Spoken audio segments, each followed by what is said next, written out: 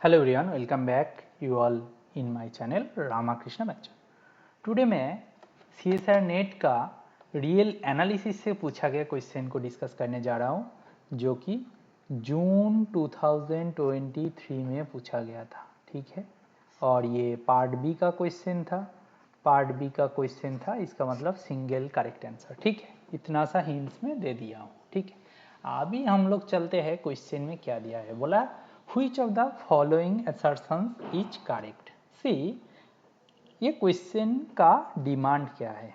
बोला गया है लीम सूप फाइंड करना, लीम सूप, लीम इन और लिमिट, ये सब के बारे में पूछा गया है। ठीक है, सॉरी ये लिमिट, ओके, मतलब आइदर बोला लिमिट के बारे में बोलो, लीम इन के बारे में बोलो, लीम सूप के बारे में बोलो। ठीक है, उनके बारे में क्वेश्चन पूछा गया।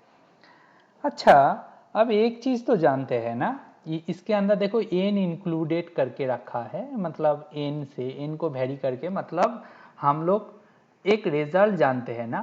एक रिजल्ट मैं बस लिख रहा हूं, देन आपको पता लगेगा कि ये आप जानते हो कि नहीं। If an be a convergent sequence,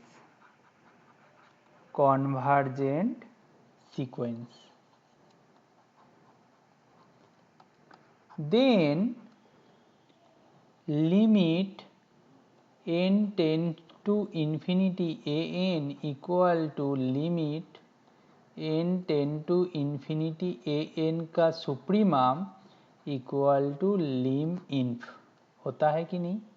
मतलब n tends to infinity inf an, ये होता है कि नहीं, होता है ना।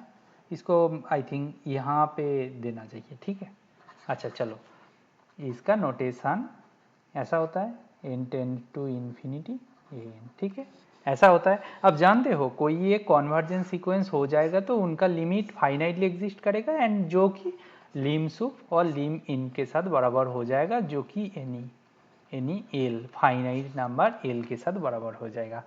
इतना सा रिजल्ट तो आप जानते ही होंगे। अच्छा, नाउ ऐसा हो गया तो आफ्टर दैट ये क्वेश्चन को करना बहुत ही इजी है। कैसे? हम बस एक ऑप्शन को अप्रोच करते हैं, देन आपको अपने आप पता चल जाएगा क्या होगा। देखो, अच्छा, let a n equal to e power में कॉस एन पाई, क्या था और क्या था, n pi plus minus 1 power में n to e by 2n, ये दिया है, इसको मैं an मान लेता हूं। अच्छा अच्छा, limit n tends to infinity an equal to limit हो जाएगा, और ई पावर में cos of limit n tends to infinity n pi plus minus 1 power n to e by 2n, ऐसा लिख दिया, और इसका नाम दे दिया bn। क्यों ऐसा लिखा? देखो, limit n tends to infinity e power में cos bn। अच्छा, e मेरा कॉन्टिन्यूअस फंक्शन है, तो हम लोग ऐसा लिख सकते हैं cos n tends to infinity cos bn, ये लिख सकते हैं। एंड cos ऑल्सो मेरा कॉन्टिन्यूअस फंक्शन है, तो उसके अंदर लिमिट जा सकता है। हम जानते हैं ना लिमिट का नेचर, लिमिट कब जाता है, जब वो फंक्शन कॉन्टिन्यूअस हो जाए, उनके साथ इंटरचेंज कर जाते हैं। ठीक है ना, हो गया, ये जानते हैं, तो इसीलिए ऐसा लिखा। ठीक है, हमें बेसिकली ध्यान देना है limit n tends to infinity bn के ऊपर। If n equal to 2m minus 1, that is odd, that time पे b 2m minus 1 क्या हो जाएगा आपका, होगा pi by 2। First part break down कर दिया, minus E by 2m minus 1, जो कि पाई बाई 2 में जा रहा है as m tends to infinity. अच्छा, if n equal to 2m equal to even term, that time b 2m also pi by 2 plus, वो प्लस हो जाएगा e बाई 2m हो जाएगा, जो कि पाई बाई 2 में जा रहा है। ये m टेंड्स टू इन्फिनिटी मतलब n tends to infinity, as n tends to infinity मतलब m tends to infinity, that implies n tends to infinity. देखो कोई एक सीक्वेंस का हम जानते हैं ना result for any sequence an if even subsequence and odd subsequence both are finitely converges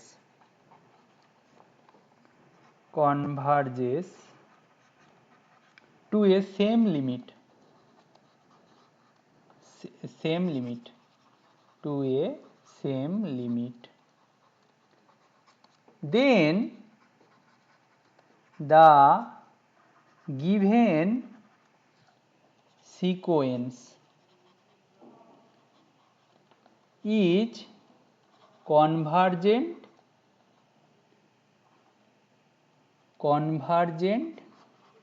and converges to